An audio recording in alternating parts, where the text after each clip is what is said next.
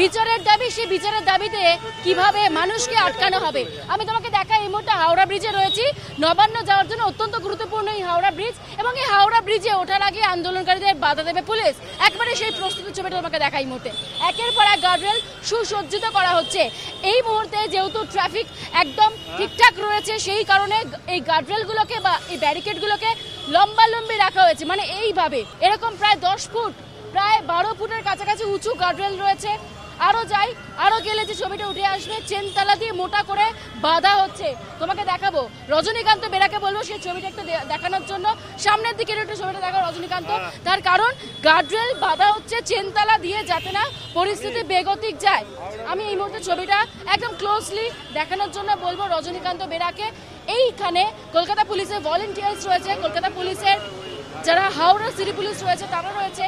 তারা এই মুহূর্তে একেবারে চেনতলা দিয়ে শক্তপোক্ত করছে গার্ডরেল, যাতে ধাক্কা মারলেও ওপাশ দিয়ে নড়ে না যায়। তার পাশাপাশি ঝালাই করা হয়েছে, তুমি দেখতে পাচ্ছ একেবারে চেনতলা নিয়ে আসা হয়েছে। দুর্ভেদ্য প্রাচীর তৈরি করা হচ্ছে, যে এইখানে যদি কেউ ধাক্কা মারে ওপাশ থেকে যাতে না বাউন্স খায় বা খুলে পড়ে যায়, মানে এবারে ধাক্কা মারলে ওপারে যাতে না নড়ে যায়, সেই জন্যই ব্যবস্থা।